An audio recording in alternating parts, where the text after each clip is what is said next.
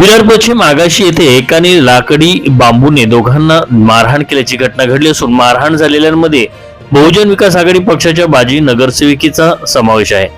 सोमवार दिनांक 1 जानेवारीला दुपारी 1:30 वाजण्याच्या दरम्यान यंगस्टर ट्रस्ट चायपेट नाका आगाशी या ठिकाणी आरोपी रवींद्र गावड वय वर्ष 47 यांनी अज्ञात कारणावरून तेथे असलेल्या ऋषिकेश नाईक याला जीवेठार मारण्याच्या उद्देशाने लाकडी दांडक्याने मारहाण केली होती।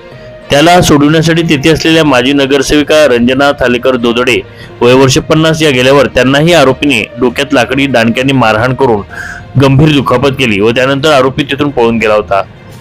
अर्नाळा पोलिसांनी आरोपी विरोधात जीवेठार मारण्याचा प्रयत्न केल्याप्रकरणी गुन्हा दाखल केला आहे। या प्रकरणी अर्नाळा सागरी पोलीस अधिक तपास करीत आहेत। जखमी महिला माजी नगरसेविका रंजना थालेकर दोदडे यांना उपचारासाठी नजीकच्या रुग्णालयात दाखल करण्यात आलं आहे।